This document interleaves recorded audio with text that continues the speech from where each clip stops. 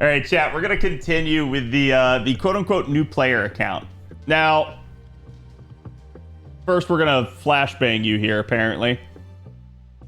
But we left off with Fuyuki being the last thing that we did. I actually did come in and I did like 2 Ember gatherings to try to spin down my AP, but I am at 34 AP, so doing that is just literally a non-starter at this point.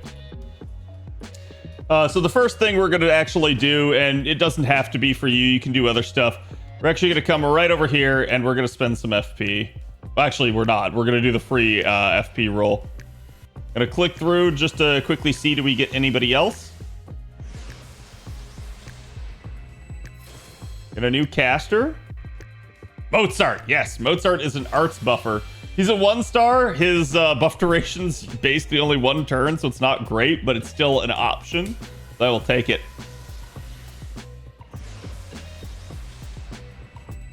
We get another archer. Billy. Okay, Billy's not going to be your top damage option, but he does have 50% charge in his kit, so that's at least useful. Usually 50% charging units are always going to be a nice thing.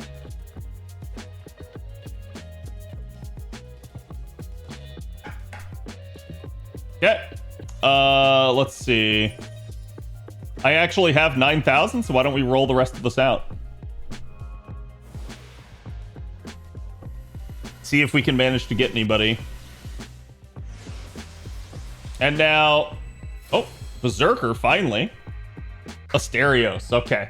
Asterios, not really my go-to. I don't really use Asterios very often. He does have some niche uses, but for me, personally, I usually get around it. But we'll see. I may have to use Asterios sometimes here. And he is the only new thing I pulled, basically. Yuck. At least we haven't gotten a repeat yet.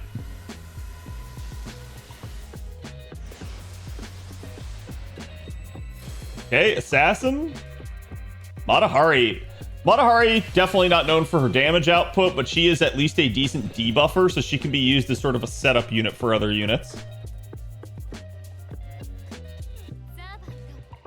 She's also hot.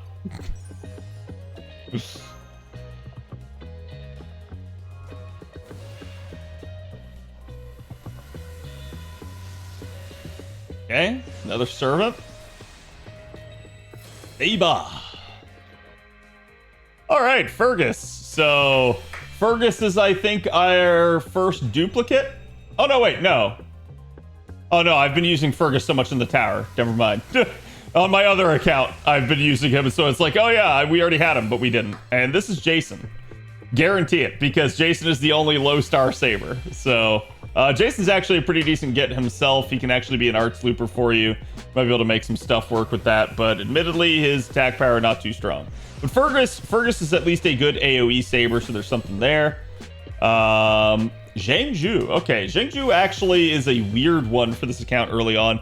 He changes the fields of battle, so if you have units that operate with specific field types, it can be a thing, but not really going to be useful for us at the current moment in time. He can be used still as an AoE unit, though, so if nothing else, he's got that going for him.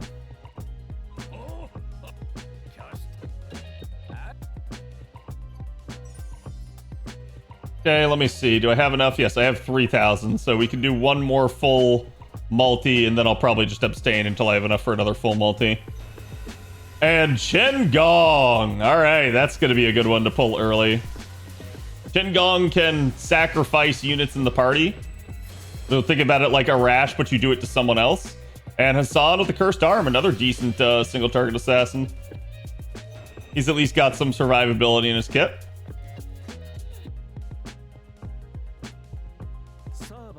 Time to gong your units. I mean, unironically, yes.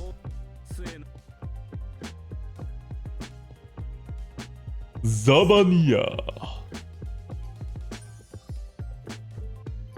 Okay, so we got some good stuff. Again, I don't have enough there to do more. I believe...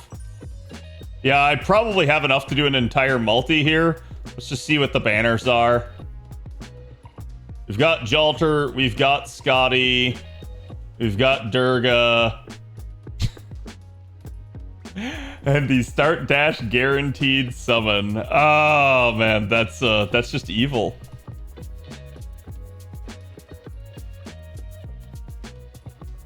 I don't know if it expires at all. And then story banner. I don't recommend doing story banner early, but it, like, if you're ever going to roll story, rolling it early is not bad.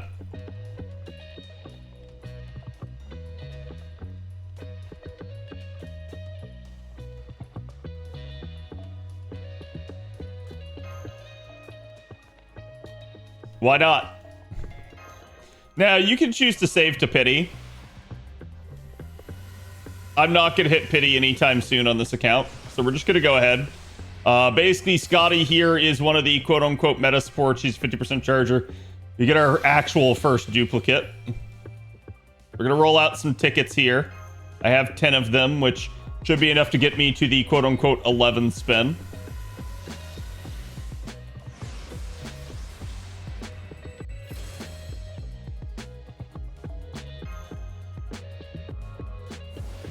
There's another duplicate there with Jekyll and Hyde.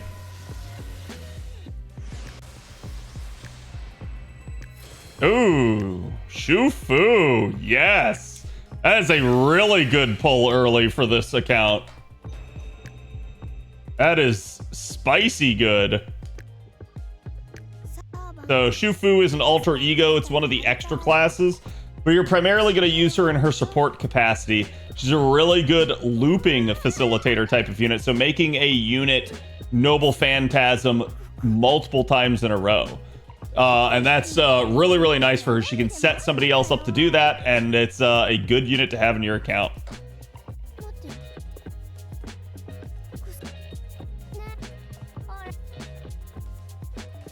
Already these tickets paying a little bit of dividends here.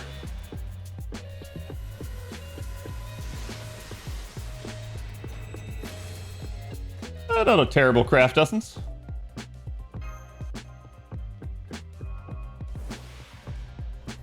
This is also going to be a way that we can get 4- and 5-star craft essences, so. Yeah, just about everything I roll in the actual, like, Quartz gacha will be new to me, so. Gentle affection. It's alright.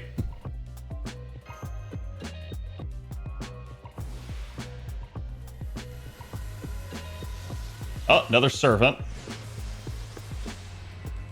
Lancer.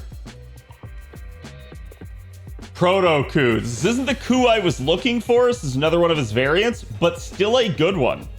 And actually, that's the coup my main account started out with for quite a while. I think I went 3 months into the game for getting normal coup.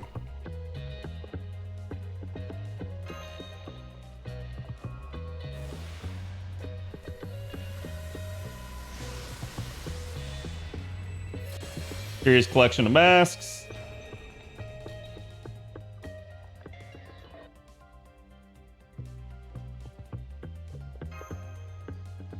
So we're basically going to get a double summon here.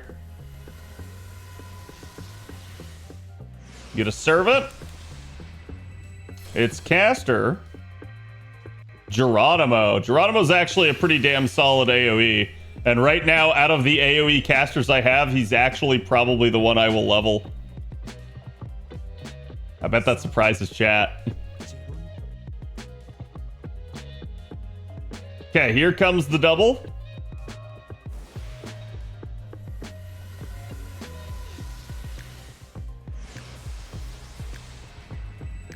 Now we're getting a double spin here because we rolled 10 tickets. Every 10 rolls you do, you get an 11th roll for free.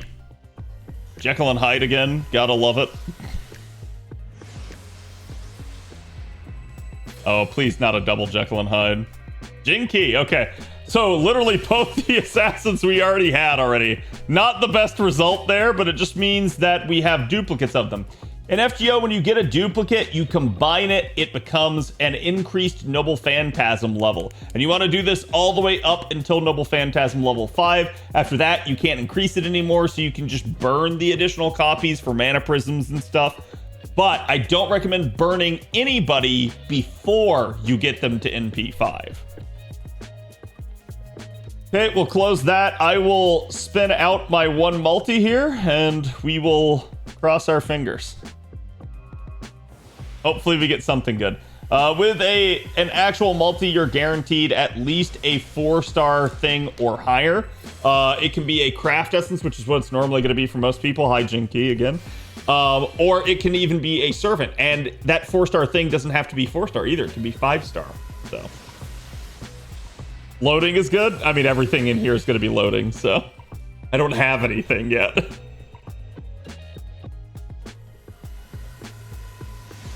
So burn them after MP5? Yes. Clergyman's Dinner, 4-star CE. Can definitely be a decent one. Oh, Servant here. You're also guaranteed... Ooh, double-sided. This could be Keo Lancer. Probably. So when it's double-sided like that, it means it will spark up. It will become a 4-star. It'll become a higher rarity one. There you go. We already got our first... like true 4-star roll here. Before Awakening, there's a 5-star CE. Not a bad roll here.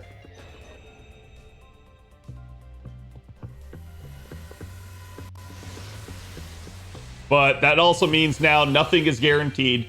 We've gotten a servant. We've gotten 2 items that were 4-star or higher. So literally the rest of this roll is the Wild West. It can be anything.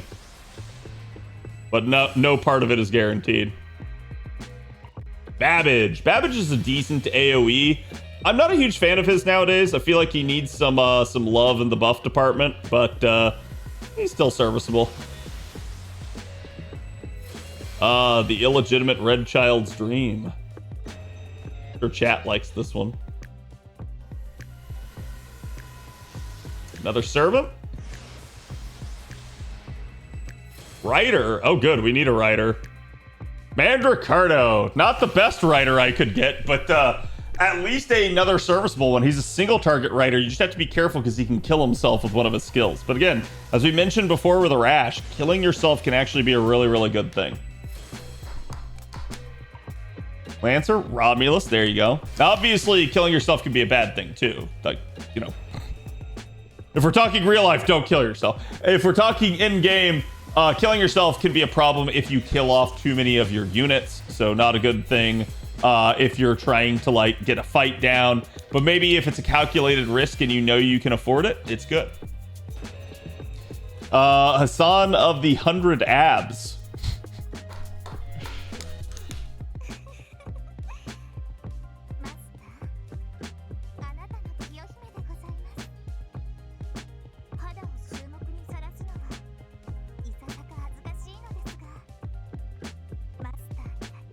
So not the unit we were hoping for, but Kiyohime Lancer can still be used.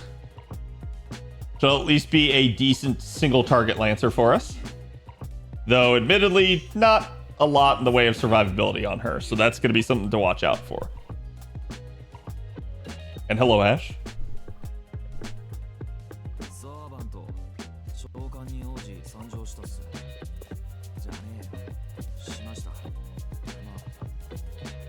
Okay, we'll skip through these.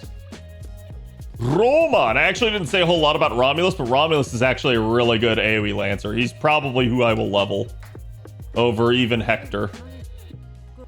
Because unfortunately, he's kind of just better Hector. Arts card effectiveness and critical resistance. All right. So we don't have anything else to roll. We had our quartz fragments up here that we had originally converted, but you need 7 of them to convert into 1 quartz. We can't do the paid pull because we don't have any paid quartz.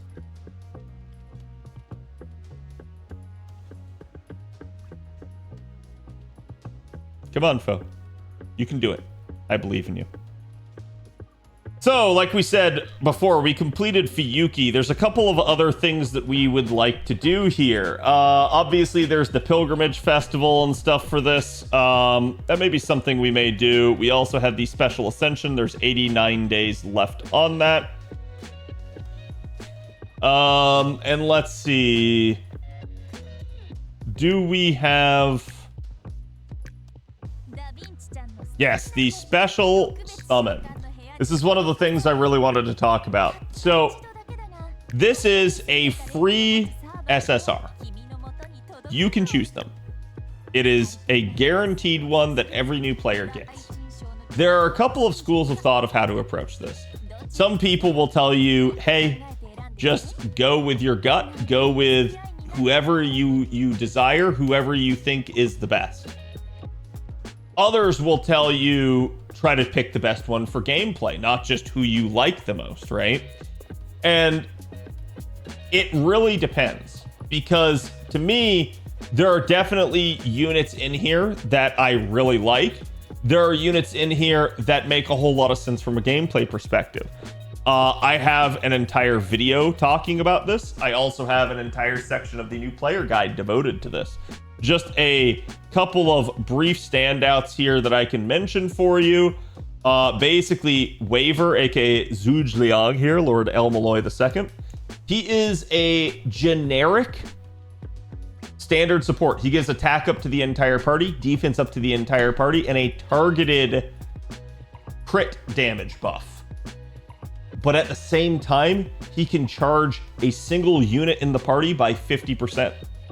So he's an excellent supportive character. This is usually everyone's kind of go-to recommendation. But if you do manage to get, say, somebody else, and you maybe have, like, say, Scotty, for instance, who's another 50% charger, you might not need someone like Waver as much. Though admittedly, I would argue until you have 3 different 50% charger supports in the game, you kind of just need more. So at that point, getting Waver early on can be really good for you. Tamamo Caster can also be a really, really nice one. She's a good challenge support unit. She's arts specific. So she can help facilitate arts looping. She can help facilitate being able to survive. She can heal. She can buff the party. She can drain enemies, and she can reduce skill cooldowns, which can be highly useful. She's another really, really good one. Sanzang is a really nice single target caster that we already mentioned before.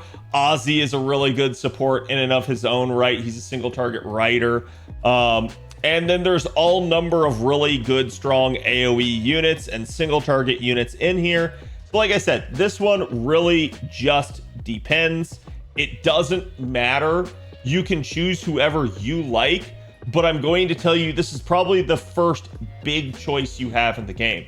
This will dictate the flow of your account early on and how easy and or difficult it may be for you to get through certain content. For the purposes of this account, I am actually going to choose Waver just to kind of show you guys how this one works. But don't feel bad if you don't agree with me. You guys can definitely pick other things. For instance, if I were being typical me, I would pick either Artoria or literally Artoria Pendragon Lancer, who are my 2 favorite characters. But I'm actually going to show you guys the proper gameplay way to handle things, though you don't necessarily have to do it this way.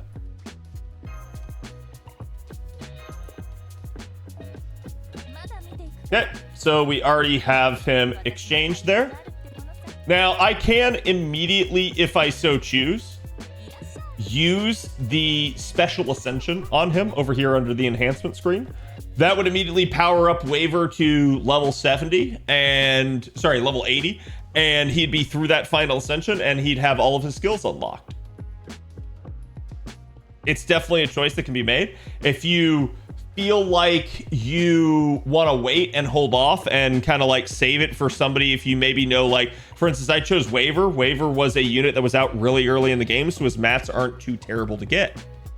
But you may end up getting another SSR that's somebody that appears later in the game. For instance, if we go back to the summon screen over here, maybe I get Medusa Saber, who's recently come out here on NA. She's somebody that comes around the game with Ordeal Call 1, which is kind of the second part of the story. So if you're somebody in the first part of the story, you're not going to have access to her materials too easily, with at least one exception. So maybe it would be easier to use the special ascension on someone like her rather than maybe someone like Waver. But that kind of relies on you to actually have the character, and that may not be something that you would immediately, you know, have. Maybe you're not someone that's going to spend any money on the game. Maybe you just haven't played enough to get enough currency. Doesn't really matter. I think for our purposes, it's smart to just go ahead and use it on Waver. So we'll go ahead and do that.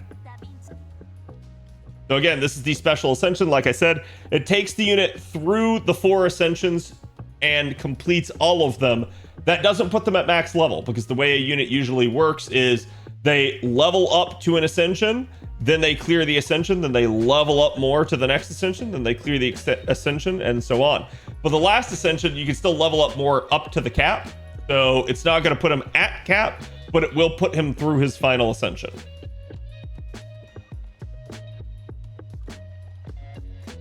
He's in my mailbox, isn't he? Yep.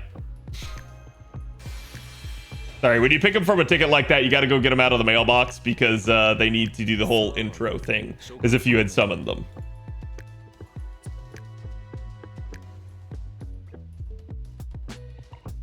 Okay, we also got servant coins for him there. Servant coins are going to be how you will actually unlock a character's appends.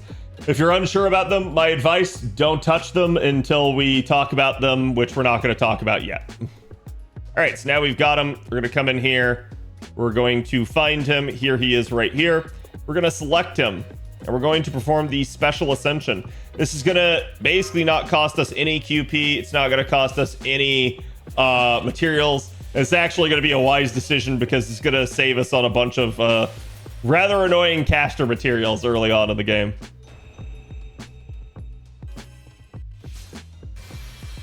There you go. He's through his first ascension here. And it's going to play them all out for you, because, you know, it's going to show you the new skill. It's going to give you his voice line. And it's as if it gave you the materials to ascend him.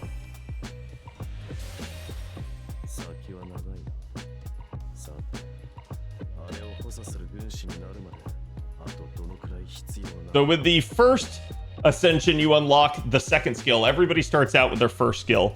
With the first ascension, you unlock the second skill, and with the third ascension, you unlock the final skill for each character.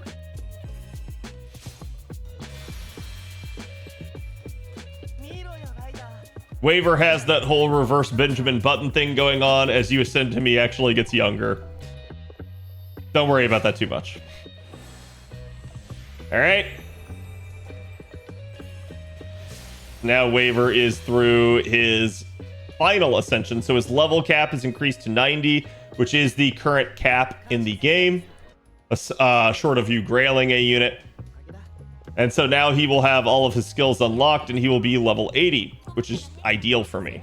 That's going to make getting people's noble phantasms way easier on this account. Okay, so let's see. So we got the Pilgrimage Festival. I don't know if there's anything I can and or have to do for that. Okay, we can't do class score, obviously.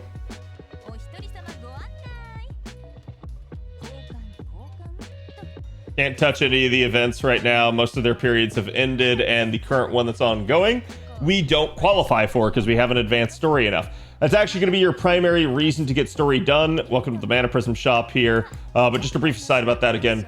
You want to get story done so that you can actually qualify to participate in events. Events give out a lot of free resources. They are very, very good, very lucrative. I highly recommend you do all your events to the utmost.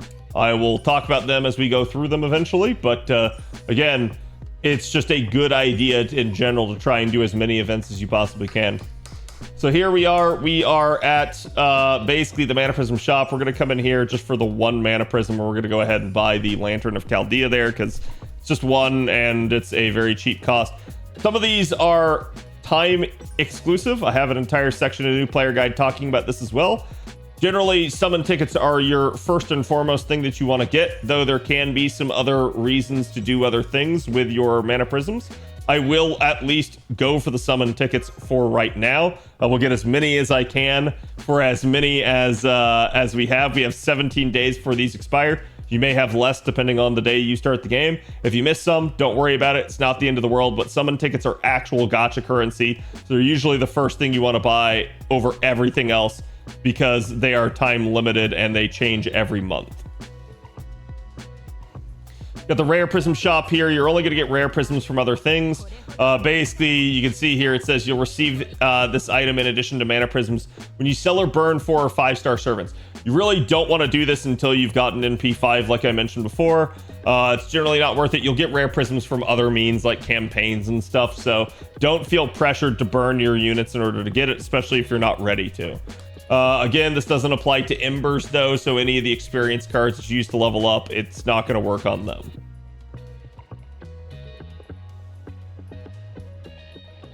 And again, there's some really nice old rewards in here. This is going to be how you unlock old stuff a lot of the time. I'm not going to be too worried about it.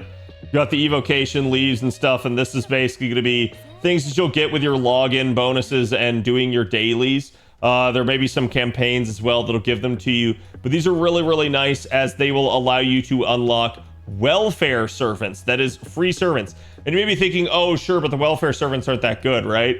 No, they're actually fantastic. Getting a maxed out welfare unit is the equivalent of getting an SSR in the game. So it's really good. It's a really smart way to play and to unlock things, is to kind of focus on some of these. There's definitely some you want to focus on more than others, but it's kind of your choice. And one of the things I'll probably do right here is I'll probably end up starting out immediately by getting Kentucky Rider. He's kind of just the smartest choice I can do, and it's going to immediately give me a really solid single target rider for right now. Again, these are your tickets. I talked about them a little bit before. We're not going to exchange them yet.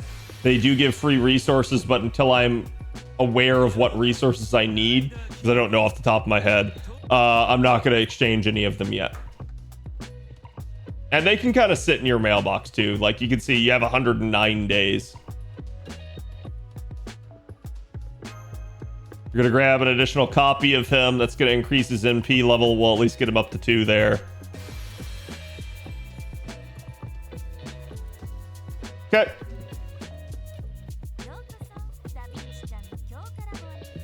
Oh, not append. No, don't bring me into append. I don't need to talk about appends yet. Try to go to the Noble Phantasm level. So this right here in the menu, this and where we are is we're under the enhancement screen. Under the Noble Phantasm screen here is where you'll go to actually combine duplicate copies of your units. We're going to go ahead and do that with Kentucky. If you have duplicate copies of your units, you may be thinking, oh, well, wouldn't it be better to keep them separate so I can use multiple of them in battle? You can't. You can only use one at a time, so that's a big thing to kind of make note of. This is why you want to combine them. It just makes their Noble Phantasm stronger. That may mean more damage. It might also not mean more damage. This also does cost some QP, so just be aware. Like, don't do it to the point where all of a sudden you have no QP. If it push comes to shove, keep them separate. It's not the end of the world.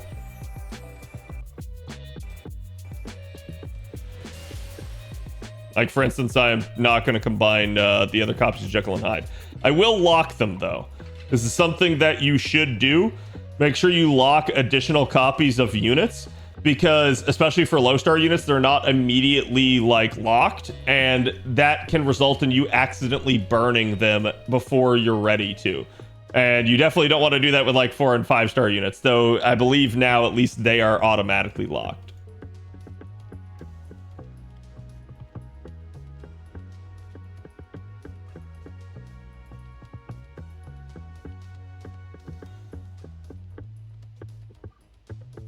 Okay, so again, we've already completed Fiyuki. There are free quests that you can come back and do. They give first time clear rewards for gacha currency, as well as you complete them, they usually have drops that benefit you.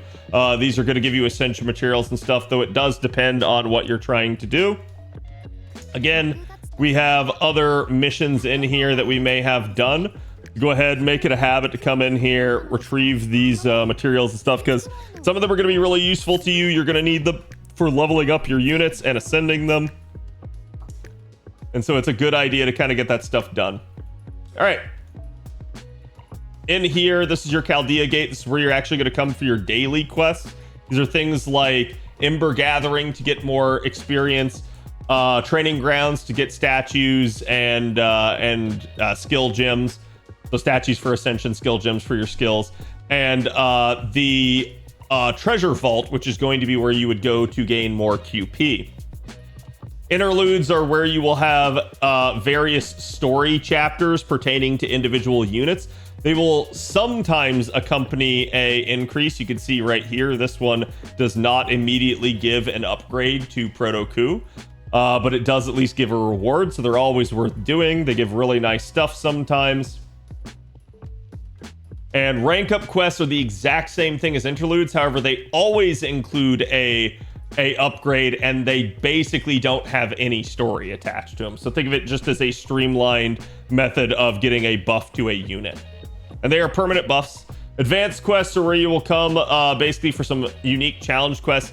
They give drop reward CEs. They sound better than they actually are. They're not your focus early on, so don't worry about it. And up here we have Mystic Code quests. These are super important. You want to get all these done as soon as you possibly can. It's just going to unlock more Mystic Codes for you, which is going to give you new master skills to use in battle. Some of them are really, really useful, particularly Plug Suit here can be really nice. And actually Mages Association is one of the nicest ones for early accounts as well.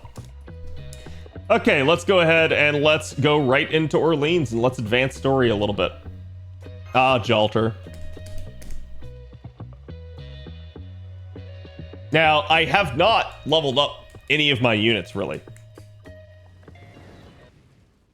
So it may be the case that pretty quickly here I'll have to. Let's go run Don Remy. So we have Saber and Lancer here. So basically we could take an Archer, but the Archer would get countered by the Lancer. So I'm just going to actually run instead with a Saber. You could also run with a Berserker. It would work on both. Let's try showing chat somebody new. We could try to show off Aikide here. He's got Saber Altar. And one of the things we're going to do right away here is I'm actually going to go ahead and put Waver in. It's actually going to be to my benefit. I'm going to actually remove the craft essences on the back line. I do want people bonding, but if you're worried about party cost, remember you can always remove craft essences to have it not be that much of an issue. I think one of the other things I'm going to do here is I'm going to switch out for Caesar. I did level Caesar to level 11. That's the only thing I did do. Let's see. Arts card effectiveness.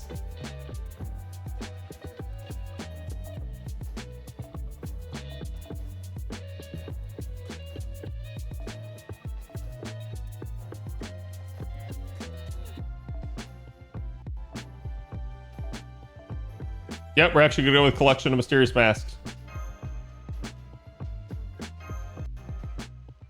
And I will show you guys a little bit about how this works. Now, this first one's not going to be a tough battle. And we will not get through all of Orleans in this sitting. I'm just kind of showing you guys kind of what to expect early on here.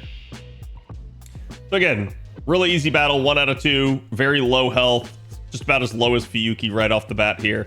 But this is Waver, and Waver is a stereotypical, what we like to refer to as like meta support. So he's a really, really good support character. He's got charge. It really helps out the party. So his first one is attack up for the entire party, flat damage added, which is just a small amount, and then charge for the entire party of 10%. His second skill is defense and damage cut up for the entire party and charge for the entire party of 10%. And his third skill here, well, actually his first one, is a targetable crit damage up that also charges the target by 30%. So he can charge one unit by 50% and himself and another unit by 20. So it's really, really nice in that regard. We're also going to pop Saber Altar's Charisma here. And at this point, we actually don't have really any of her cards. We do have a Waver card, so we're actually just going to go ahead and let that happen and just kind of card right through this early wave. And we're going to set up Saber Altar here for a Noble Phantasm here on the second wave of the battle. Okay, so now we've got 3 enemies. They're all Saber, so she's technically not effective. We're gonna pop her mana burst. It gives her buster up, so that means her buster based noble phantasm gonna do more damage. We're also gonna pop Caesars. I actually wasn't popping this the other day, but it's an NP damage up for the entire party, so even more damage, and this is just gonna be extremely overkill, but it is what it is. So this is Arturia Pendragon's altar form, if you're not familiar with her, aka her like dark version, her corrupted version. And you can see we annihilated them. And that was neutral damage too, so if that was effective, that would have been even higher.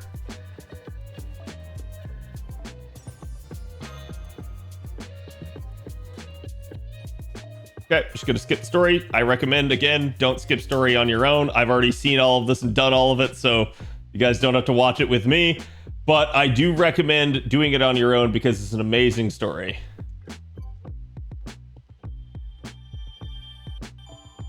Okay, we got some nice rewards for completing Dom Remy. And then we go to Vaucouleur. But why don't we come back here and let's actually talk a little bit about leveling. So one of the ones I actually want to level here is going to be Nitocris. And the reason why is I actually want to get her through her first ascension to unlock her charge skill. It's actually going to be really, really valuable for her. So right over here, you can choose to manually select the embers by clicking on this screen and putting stuff in, or you can come over here to auto select. I usually keep it on same class only at first, so that way it's only going to give me like caster class embers for her rather than like, oh, it's trying to throw a saber class ember on a caster here. Definitely not something I want. So we'll go ahead and do that. You can see we have some 1 and 2 star embers here. It's going to get us all the way up to level 9. It's not very high, but it is what it is. We actually get a great success proc, so that brought us up to 12. You can get super and great successes.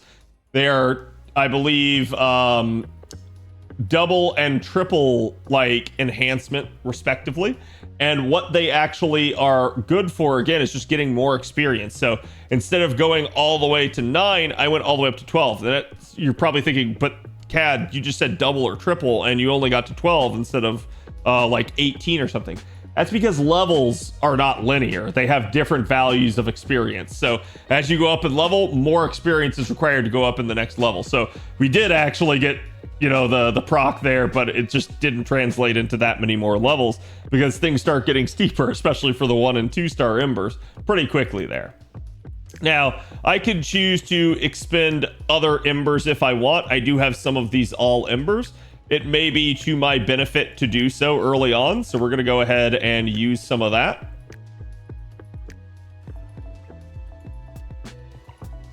Kind of keeping an eye on my level over here. That's actually 20. That's a full 20 stack. This should be enough. If we get a proc with this one, it might actually take us all the way up to 40, but that depends. So we didn't get a proc. We just got normal success.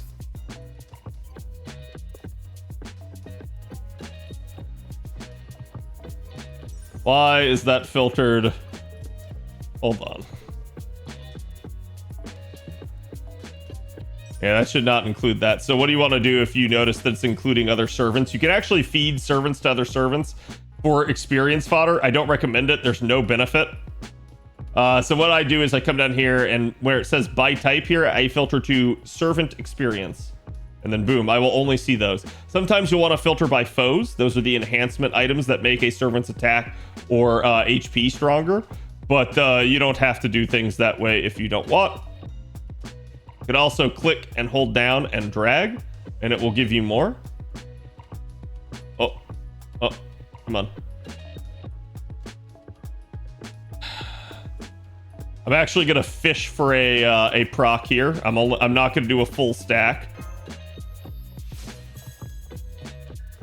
So I'm just going to keep adding in kind of like half at a time. You can see that would take me up to a little bit more than 38. There we go. We got the proc, and you know it because we hit the level cap. Should have only taken me to 38. Okay, now we're going to do an ascension. So again, you can see it says once a servant's level cap has been reached, expend QP and materials to raise it through their ascension. That will increase the level cap of the servant. and you could repeat it to reach the final ascension. It's also going to require materials that you can get through battle drops and campaigns and things like that. And they will gain new skills at certain ascensions. And that's exactly what we're trying to do. So you can see here, it says max level will increase from 40 to 50, and it will unlock her second skill. It's also going to give me a pure prism, which we'll talk about later.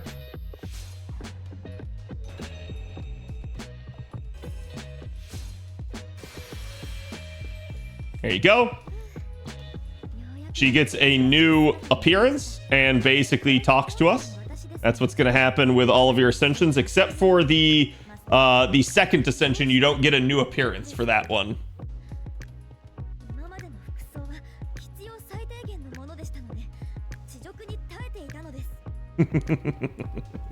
To get rapid words of the divine, it's her charge skill.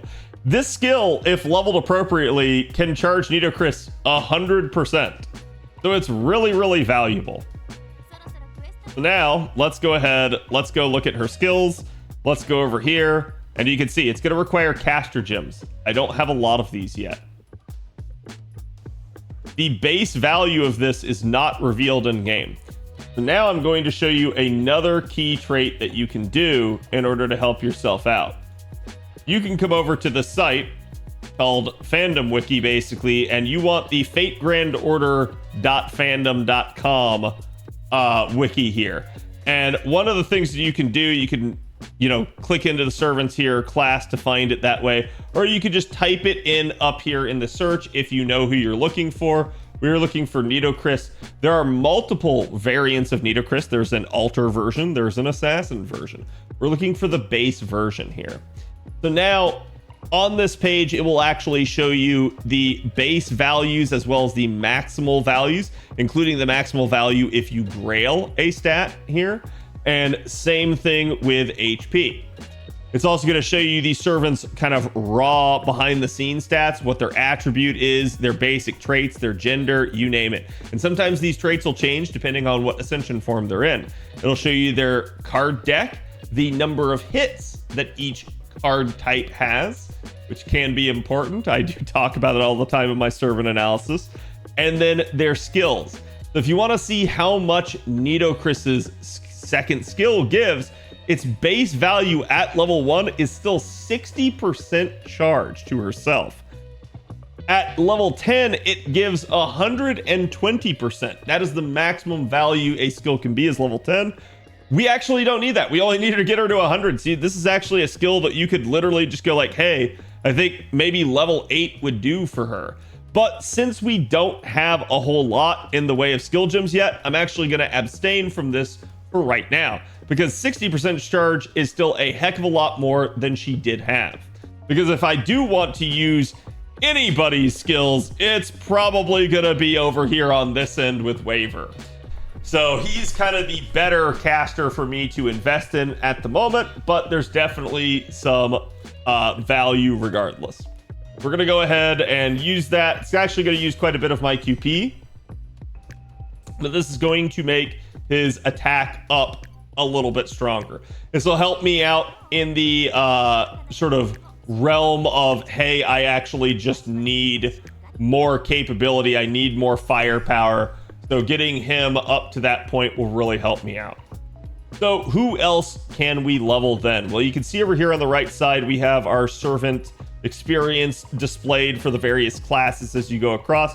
Looks like we actually have quite a bit of assassin embers. So I can come up here to the filter and I can actually say filter by assassin. And this is going to show me all my assassins. Now, if I do pick one of these ones that I have uncombined, probably like make sure that I make note of which one it is. Most of the time you'll level the servant up a little bit by doing so you'll know. We can choose to level Satheno a little bit more. We could go for 100 faces. You go for Jekyll and Hyde, Jing Qi, you name it. I think Jing Qi right now is probably arguably our strongest single target assassin, and definitely one that we could go for, but honestly, 100 faces may be the better one. Thing is, if you're unsure, my advice is to do exactly what I'm going to do right now. If you don't know who's stronger and you don't want to commit yet, don't level them yet. Go do some research, go figure things out, but keep in mind, even when you read online, if you read people saying like, oh, 100 faces is actually better than Jing Qi, that may be true. But if you have multiple copies of Jing Qi, your Jing Qi might be stronger. So that's something to keep in mind. The one thing I will say with 3-star and lower units, it's actually, as long as you're patient with the game, you're going to end up getting NP5 of all of these units eventually. So short term, you could definitely get some temporary benefit, but long term, not that big of a deal. And I'm going to say resources like your embers and stuff could be a little bit harder to get, though admittedly getting 5-star embers and stuff like that is not too difficult in the game nowadays. So it just really depends on kind of what you're trying to do in that regard. You could also level up your craft essences. I don't actually recommend doing that early in the game. It's not really worth. Same deal though as with normal servants. You can actually combine craft essences if you get duplicates. I also recommend locking them if you maybe don't want to burn them in some way, shape, or form. And generally you don't want to burn craft essences. Craft essences work in a different style. They basically are there are ways that you can bomb a craft essence up to a higher level more efficiently that you can't do with normal servant leveling. I have an entire video talking about that too. So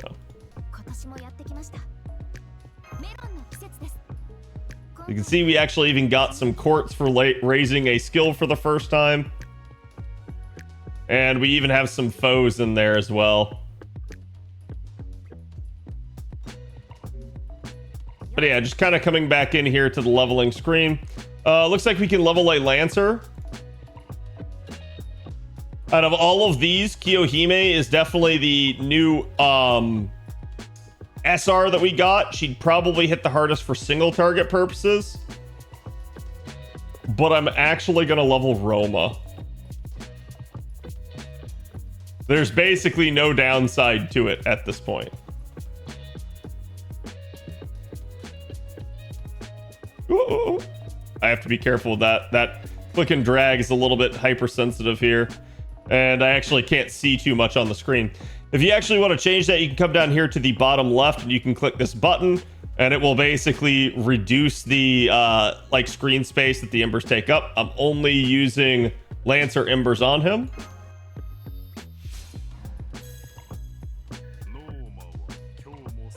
There we go. Roma gets up to level 18 there. And then Berserker, I think the only Berserker we have at the moment is Asterios. Yep. Don't care about Asterios too much right now. He's not going to be super useful to me. So let's go ahead and let's do another story run here.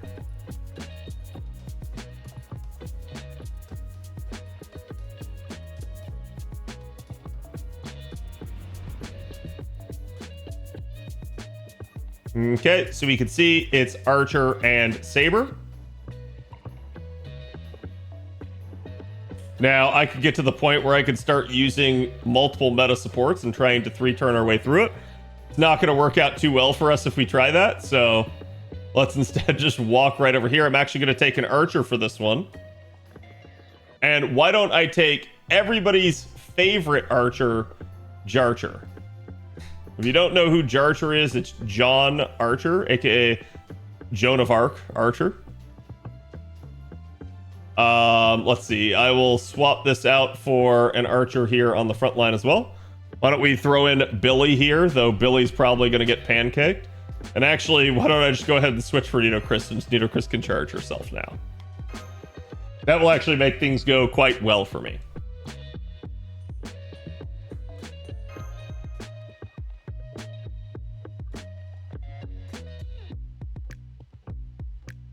Now, sometimes you may be wondering why, why did you just slot in a caster there? I know what I can get away with. Nidochris is, again, somebody that has self-charge, so this is really, really valuable. But, yeah, if you've never seen Jarcher in action before, she is amazing, and you're going to see why. So she has a party-wide charisma.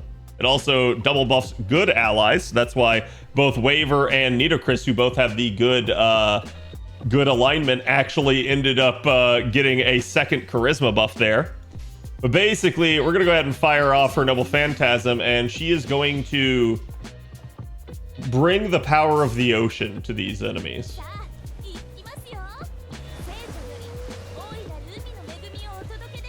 And you might be thinking, an archer, right? Yes.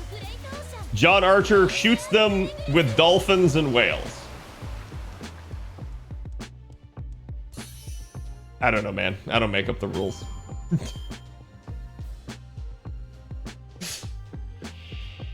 She's amazing, like I said. She's also got a 40% self-charge here, especially if the skill is maxed out.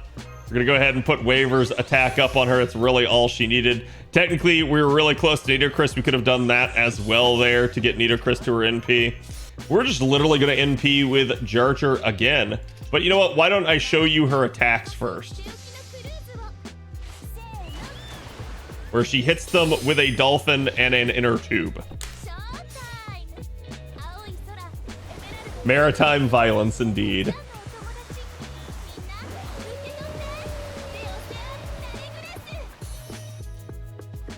Such an amazing unit. Truly the best arch.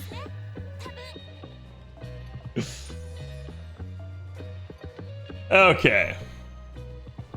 So we got some QP off of that. We actually got an evil bone to drop as well. Got to complete 3 quests for our daily. You want to make sure you get your daily done as many days as you can. Remember, it's any 3 quests, so just kind of log in, do 3 quests if nothing else. It's really a good idea to do that. It will definitely benefit you. Now we are up against a writer, so we need an assassin. Let us take Jack the Ripper, aka Murder Lolly. Technically, I do not want to take a caster here against a writer. We'll go ahead and slot in Satheno there.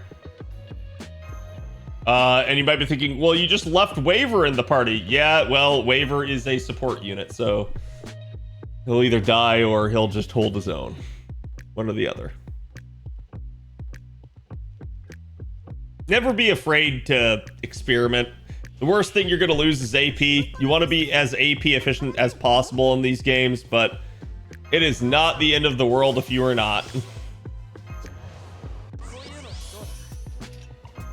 And this is going to be overkill. We go with the quick chain here. Not that it's going to matter. Jack the Ripper actually has a power mod on her Noble Phantasm that increases her attack up against females. The Wyvern is not a female, but it won't matter. Fun story. The Wyverns in Orleans, back when the game originally launched on the Japanese server, used to be way more difficult. And we didn't have units like Jack the Ripper in the game yet.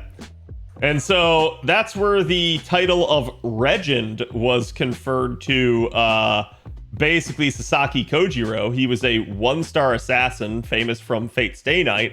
And a lot of people just loved the fact that he was able to take down the Wyverns, so they started calling him Regend. He is legendary. So we have assassins against a rider here, and we also have a saber. We can also show you guys Kama. Kama actually has different ascensions where she is adult in some of her forms and a child in others. Actually, just going to go ahead and bring Nitocris back in case I need to death proc something.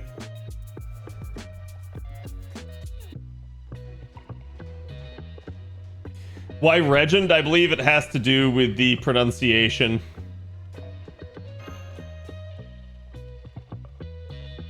People were using Berserker at the time. No, even Berserkers kind of struggled. You gotta understand, what you guys see in the game is not what JP had. JP had it harder. Like, they actually had, like, higher health enemies and less damage.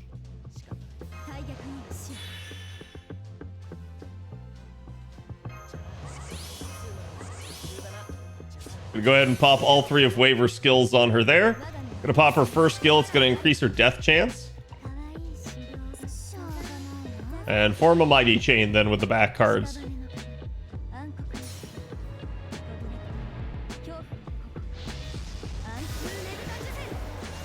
And here you go. Nitocris. Death proc both of them. Regent was pretty much the only option at the time. Yeah. There were not a lot. Back when Orleans launched on JP, there was no 4-star assassin in the game. other than Carmilla and Sathino. So that was it, chat. There wasn't even a 5-star. So Kama actually has an unexpiring guts. It will obviously go off if it's triggered, but it does not time out due to like turn duration. She also has an overcharge buff for herself, so she get additional effects off of her Noble Phantasm. And she has a Noble Phantasm that can charm. Plus it's single target.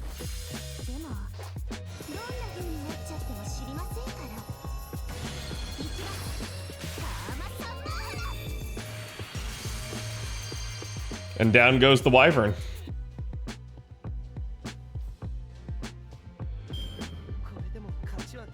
Take my comma, she's 120. To be fair, I have not added any friends yet. Though I'll be very curious to see if I have friend requests somehow.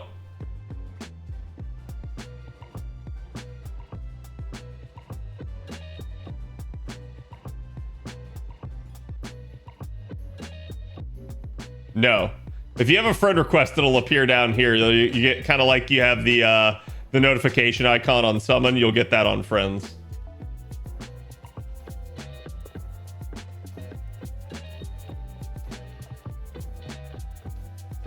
We have Joan of Arc support here. This is an additional 200 FP if I use her. You don't have to.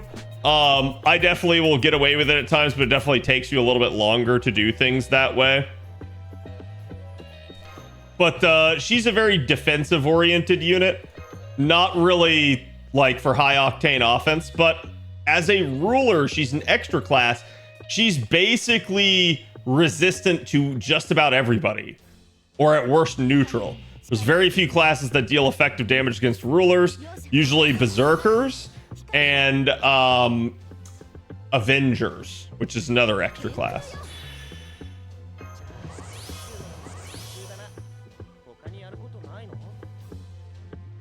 We actually have a Brave Chain with her, but we're not going to do that. And I'm going to actually hold off on Waver's 30% charge skill here. I'm going to alternate the cards, form a Mighty Chain.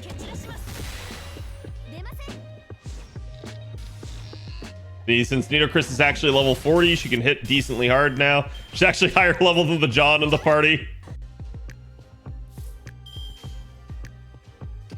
Gonna switch to the higher health target. Gonna pop both of those and then stagger. So we still formed a Mighty Chain, but we basically put more of our eggs in one basket there.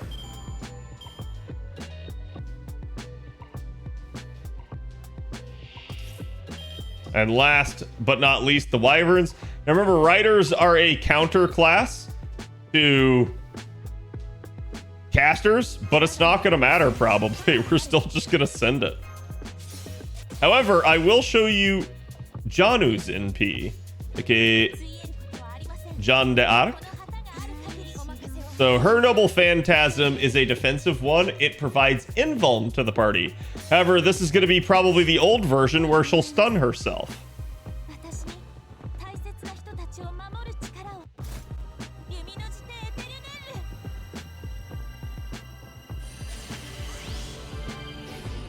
Yep. Oh, man. So she'll actually heal herself as well. She'll provide, or healing to the party. She'll provide defense to the party, though admittedly the defense value is really low on it. But also the invuln. And the one turn of invuln will mean that like nobody can really damage you during that unless they have some way of getting through it. So it's a really, really like valuable defensive tool. You should definitely look for units that have stuff like that because it can be really useful for challenge fights. But yes, that John stunning herself, it's how base John works, but there is an upgrade that you can do to her to allow her to get a little bit more like benefit out of her Noble Phantasm. So it'll remove the stun. It'll I believe enhance the is it the healing off of it as well, I think. Oh, one of the other things that you should do, especially as a new player, if you're trying to attract friend supports, you should definitely come over here to formation. Now, formation is where you can kind of form your party outside of trying to go into a node if you want. You can also set up your supports for your friends to use. This is one of the biggest things that another master will look at to determine if you as a new player are actually like interested in playing the game. Because if you've gone through the menus and you've read everything and you've loaded out your support list, that's a sign that you actually care, as opposed to somebody that just has mashup all the time, which is the default. So it's a imminent way of telling if the person's actually kind of got their act together already. Allows you to see more info on the servants and craft essences in the spirit origin list. It's just kind of a listing of all the stuff you have. And the second archive is extra storage in case your primary storage gets full. We're going to come in here and we're going to actually load this out. So it says you can set servants and craft essences that other masters can take into battle. Friend points will be awarded when another master chooses one of your servants as a support. So when other people use your servants, you get FP that way. Only servants of the specified class can be placed in class slots. So in other words, you have to put a saber in saber. There are some all and extra slots where you have a little bit more freedom. You can set up multiple support lineups. We're not going to do that just yet because we don't really have this, the servants for that. But we could definitely load out what we do have. There's also a normal quest and event quest loadout. So people will see the different loadout depending on what they're doing. So if they're in an event, they'll see your event loadout. Okay, MASH is up by default. So far out of all the sabers we have, Caesar is our best one, and he is level 11. So far out of all the archers we have, Arash is our best one. He's level 7. Roma is our best lancer. He's leveled up a little bit. Kentoki is our best rider. This is actually, if like a veteran player looked at this, they'd be like, oh my god, this is a new player. But then they'd immediately see this imminent, this immediate Kentoki choice, and they would be like, wait, this person knows what they're doing.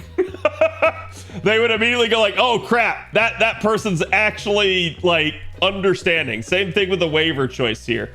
So then, I'll put it up just because it's a higher rarity, but honestly, not the best deal there. And we will actually slot in Shufu. So we have the entire makings of an entire support. You can also put up craft essences. And this is another way for masters to tell if you know what you're doing. Because they can look at craft essences that you assign and say, wait a minute, this person either does or doesn't know what they're doing. For instance, if I were to put projection here on Caesar, it's not the worst thing in the world, but arts card effectiveness on a quick centric unit, not the best choice. So it helps to know what units do and things like that.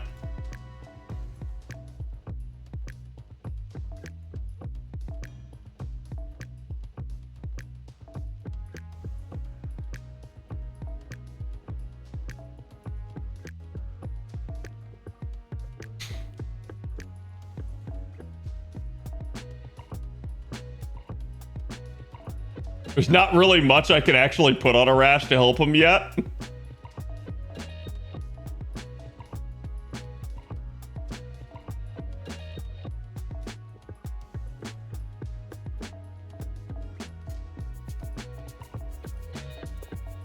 Yeah, whatever. We'll give him the attack 2%.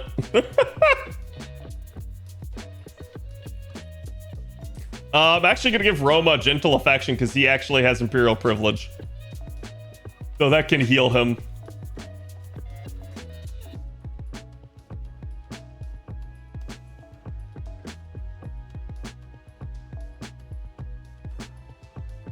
If equipped by rider class.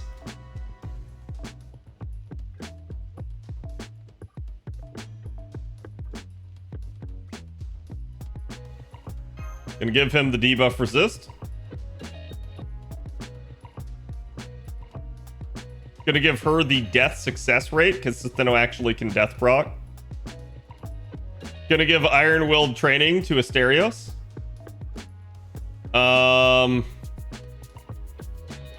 and clergyman's diner or dinner there for Shufu. And that is how you load out an entire support list. I lied. I'm actually going to go ahead and assign this one, and I'm going to hit OK. As I go back in, if I tab over to a second support slot, okay, apparently I have to put somebody in here. I will put Edo Chris on. Now, interesting to denote here, if you try to put waiver, but then set this as a normal quest or as a normal setup, it's going to tell you, hey, you've already used waiver in the other one, so you can't use duplicate servants within the same set. You could use waiver in a normal set and an event set, and it would work out perfectly fine. But what you can do is you can do duplicates across sets for craft essences. So I can come down here and I can use Hydra Dagger again for death success rate by 5%, and that would work. Now let's see, do we have anybody else here? And I'm actually gonna again set this as set 2. So now it should warn me if I do have anybody else. I'm gonna go ahead and throw Fergus in here. I'm gonna throw Billy in here. I'm gonna throw throw Keo in, but man, I'll throw Mandricardo in. For assassins, 200 faces. I don't have a second berserker. I don't have a second extra.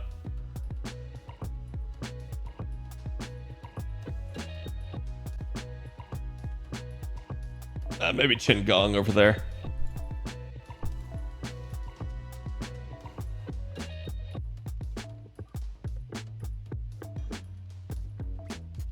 Give him the arts up. Give him the attack up. Defense up, and the quick arts and buster card effectiveness there.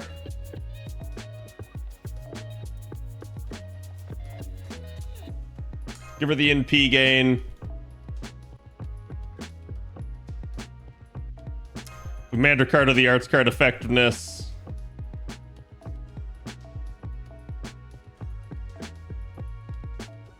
Actually, we're gonna swap this. I'm gonna give him the defense just because he kind of needs lower health to be able to like, pull off his kit, but you don't want him to die.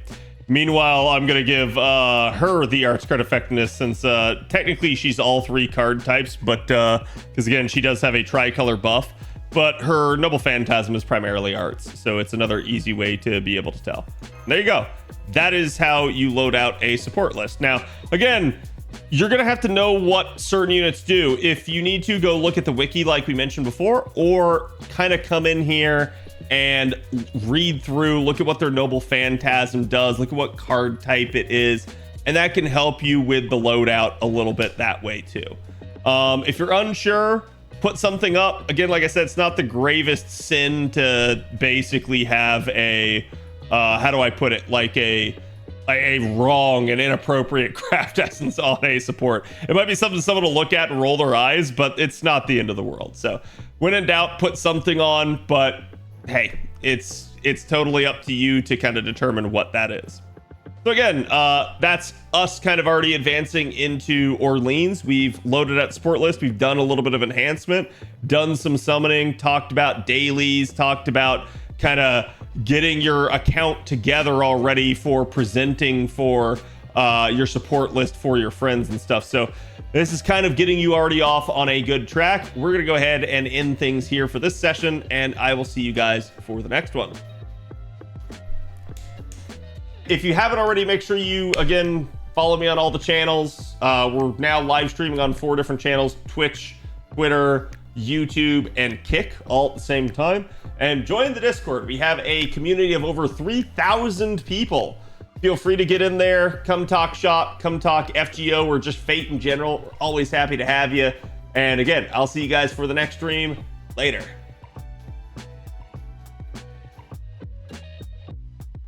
Don't forget to like and subscribe. We're almost to 18,000 subs. We'll celebrate with a barbecue mukbang when that happens.